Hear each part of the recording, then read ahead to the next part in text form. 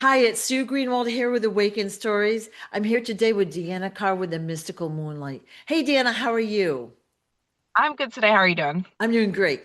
Today's surprise topic is William Shakespeare, and you're probably going to ruin it for me because I used to love his plays, and I actually have a book of the complete works of Shakespeare, and I actually would read it from time to time, and I'm going to be sad, but okay. He was born in mid the 1500s, 1564. And Shakespeare's primary legacy consists of writing 38 plays. He introduced about 1,700 words that we use even now. All right, so he popularized these new words that he made up. Mhm. He supposedly built the Globe Theatre in London, and it was a massive circular playhouse. And, again, was a screenwriter, playwright, and a shareholder of this circular Globe Theatre. And his group became known as the King's Men. And he supposedly was very wealthy. Okay, is this true? This little summary. Uh, most of it, yes. What? Okay, so Well, here. the beginning of it, yeah, and that's how he started off. Yeah. Okay, so there's been a lot of controversy over Shakespeare, whether he literally wrote the plays or if someone else did and he stole their work, or if he had a different identity, et cetera, et cetera. So that's really why we're doing the video, right? So the Mhm. argument is that he was from a small town, right? He was uneducated and he couldn't possibly have known so much about like the stuff he wrote about in his plays, court life and how it worked and the language and, foreign lands. So did he write these plays himself or did he steal the work? You wrote them. He did. Yeah. You seem so surprised. I am, because I figured the reason we were doing this is you were going to tell me no and all this bad stuff. So he actually wrote the plays. Yes. But What? here's where the interesting part is because this isn't like the other stories we've been telling. Yeah. Um, Yes, he was from more of a impoverished area. Oh, So, like they said, how could he come up with these words? How could he come up with this educated understanding of something that he was not brought up in? yeah. Yeah. That's a great question because he's advanced, you Oh. know, advanced in multiple ways. He would be one that we would consider more of a time traveler. He is one that has a deep connection with understanding and just picking up. He is one that you would consider has, um, I don't know if you want to call it telepathic, but he just understands words. Like he knows what you're saying, even if you don't know what you're saying. Like, have you ever had that? Like, I know with Alan, like, I'll be like, you know what I'm talking about? And he knows exactly what I'm talking about, even though I didn't really say anything. Yeah, is that telepathic connection. Okay. Yes. So he is that. So he was a higher energy, he was a higher vibration, even though he came from more of the crumbles. Um, he did write those. Now there are some bits and pieces later on down the road that get a little mucky, but he was educated for not being educated. And there are plenty of people nowadays still the same Yeah, way. yeah, no The question. reason he was so popular is because he created these plays that we still, you know, I don't want to just say monetize, but we still hone in. They still teach it in school. They still have plays in the schools for that. So it is something that is not going to go away. I mean, this was what you said, born in 1550. I Yeah, mean, that was a while ago, yeah. and we're still talking about him, which is, crazy in itself. So, yeah, in the beginning there was no stealing or anything like that. When we get into more of the stealing part is later on in the story. Oh, okay. So he literally wrote the plays. Now you said the words time traveler there. Hmm. Okay, so where was he? Like, what time, I don't know, range was he from? Like, where was he from? That kind of stuff. He was from that time frame, Yeah. but like I said, he had a deeper understanding and connection Okay. that, especially in that time frame, they didn't understand. So he was able. We're getting into a very complex situation right now. Time traveling isn't always just linear. When we talk about time travel, we think we're walking through a portal, we're going into different time, we're going to go into the energy, we're going to be in that space and time. Yes, that is one type of time travel, but there are other types of time travel where you don't even have to leave your time frame to get to. And when I'm talking about this is mentally, you can go into a very high-end meditative state where you can interrupt other time frames, understand information, and bring it back without actually entering in to their time frame and without leaving your time frame. So you mean Now, like, a lot of us, go ahead. what? I'm so sorry. Go ahead. Go ahead. A lot of us actually kind of do this now, but we second guess ourselves. We don't trust ourselves, and we don't think that it actually happened, but we actually went into a different time frame. The only difference is he was able to understand it and bring it into what he was writing about. Wow. Okay. Totally not what I expected. Okay. Mhm. All right. All my last 20 years, I suspected that he was Francis Bacon, right? And that Francis Bacon had written the plays. That's what everyone says. Although there was another dude that, is a highly likely candidate, Christopher Marlowe, okay? And he Mhm. was also a playwright in that time, and he died an early death. So it seemed like, well, maybe Shakespeare had taken his work there, you know? Mm-mm. Wow. Now, but okay, so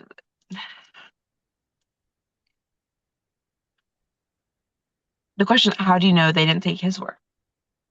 How do you know they didn't like there are there's over like it gets complex. It's a very complex situation.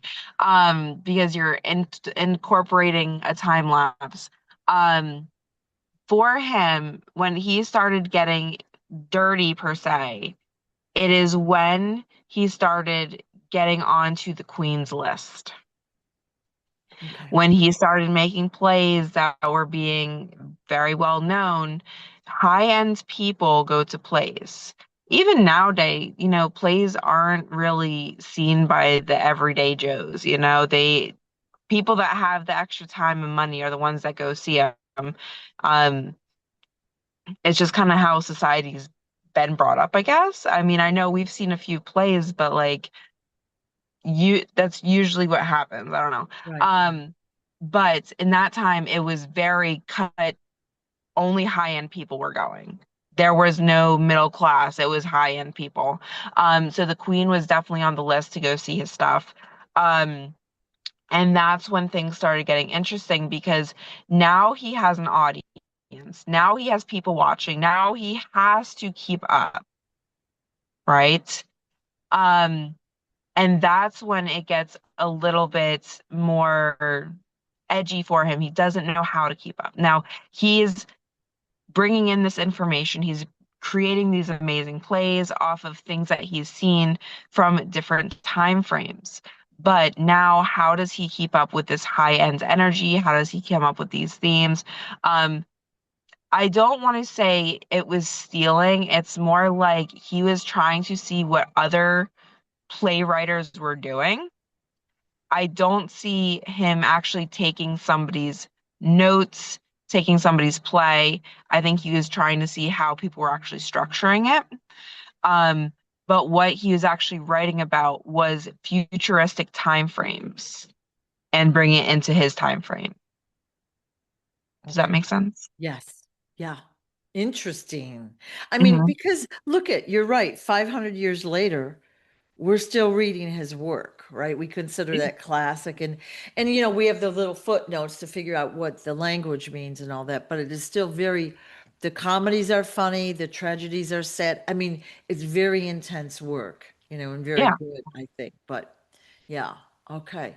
So now there's also a theory that he might have been a spy. Is there any truth to that? All right, so this is where we get into that complex. We said he just got onto the Queen's list, the know-how. Yeah. Now, if you think any type of royal person is clean, you are dead wrong. Mm-mm. Um, they have people that work for them. They have people that, do all the dirty work so they can keep their name fresh and clean. So in this time frame, he was, I want to say like hiding stuff for the queen. Um, they would do a lot of shady stuff, and they had to have fronts. They had to have places to put stuff. They had to have ways to hide people. They had to have ways to hide money, jewels, gems, whatever it needs to be. Like I said, they're very shady. You just don't know about it. So they used some of his plays as fronts for the dirty work. And that's when he got into this like spy-like mentality because he didn't actually want to be part of it, Yeah. but he knew that if he was going to keep up, being famous, being, Relevant. having pretty much, he needed to do this. And there really wasn't an option, especially when you bring in a queen. It's you do it or you don't do it. And when you don't do it, you're dead. Wow. Okay. So he didn't steal the scripts, but he did look over at someone else's desk. Yes. Okay. All right. Because so think of it like this way. When you're writing a research paper and you have no idea how to write a format, you're going to look at somebody's work to see what the heck is a research paper, right? So he had his own style, but once he started getting into like the big boy group of plays, that's when he's like, I don't really know what I'm doing. Maybe I should say. So yeah, he did look over, see how they were doing their plays and see how he could incorporate it. So it wasn't copy and pasting, it was more of a format issue. Okay. Um, and yeah, he probably, I mean, everybody does, even nowadays people do that. They'll see inspiration and they'll use that in their stuff. So some of it was inspiration, but it wasn't copy paste, if that makes sense. Interesting. Okay.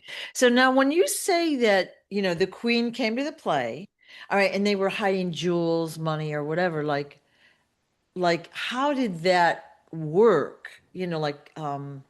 They would hand it off at the plays or whatever. Like how was he involved? Okay, so they would hand most of it off in the plays. You have to think if you have so much stuff you're moving, it has to be stored beforehand.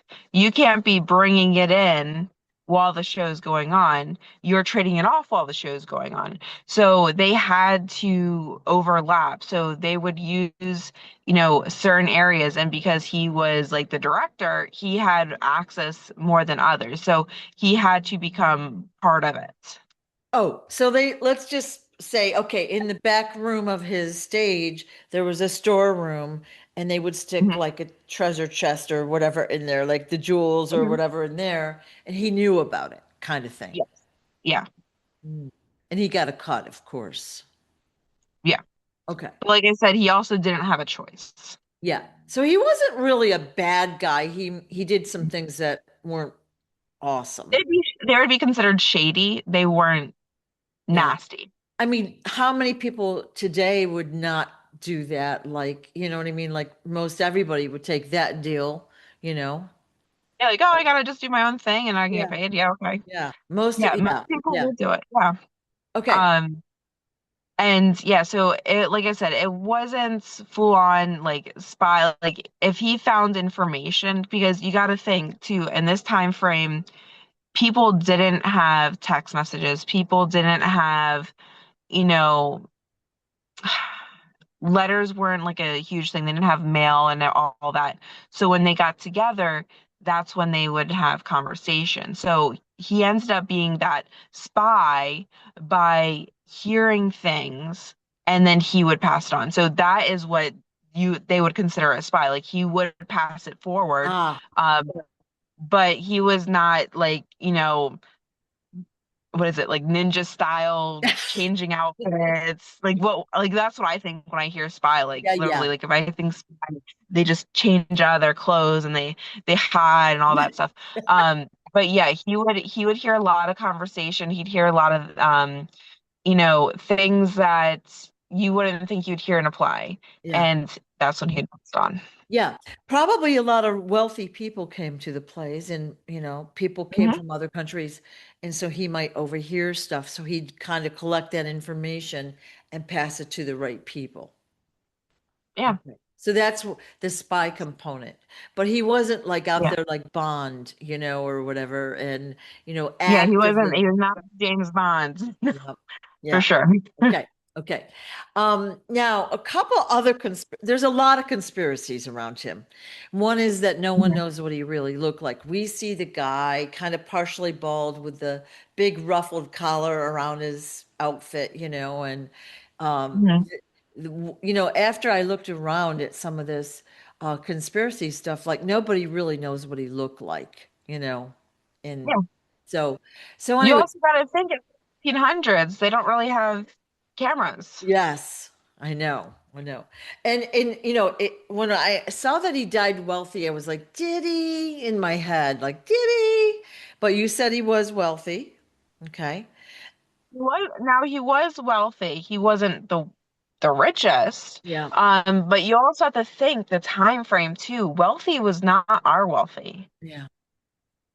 So yes, he was wealthy. He was well off, but he would like in our day and age, he'd be like a normal person. Yeah. Okay. Okay. All right.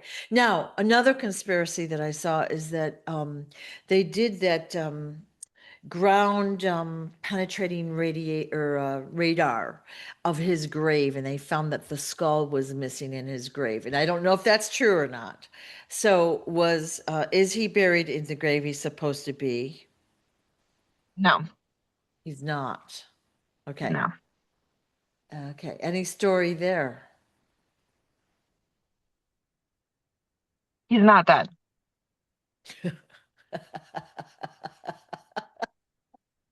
Okay.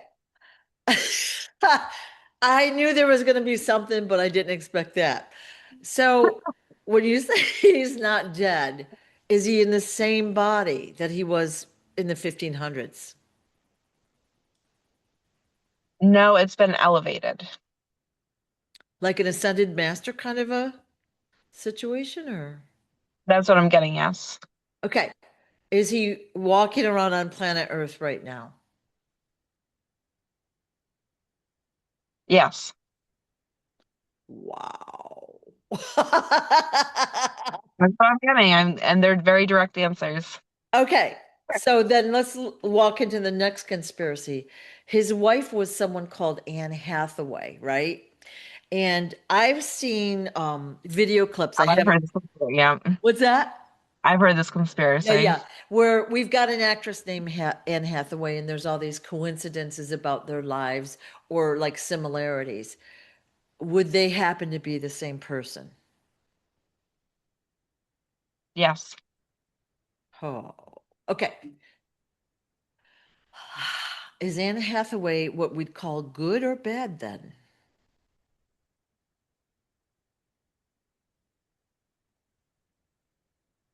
Is Anne Hathaway good? Is Anne Hathaway bad? Mm. Because the fact that she's in Hollywood and then has been in existence several hundred years is questionable. Oh yeah, it's definitely questionable. But I'll be honest, I'm getting a mixed answer with that one. Okay. Is Anne Hathaway good? Yes. Is Anne Hathaway bad? Yes. Was Anne Hathaway good in the beginning of her life? Yes. Is Anne Hathaway doing bad stuff now? Yes. I, And I, good I just now. remembered I also Yeah. I saw a video with the actress Anne Hathaway where they found she had moved to a new house and they Hmm. found the remains of X number of people in that house, like corpses or whatever. So I assume that she was vampire-ish or hybrid reptilian. I assume that. Yeah. So I'm gonna like for is she good? I'm getting in the beginning of her life. Is she bad now? Yes. So at some point there was a transition. So she was Shakespeare's wife. Yes. Oh my God. Like Wow. Okay, now he's still around. Does he have a different name?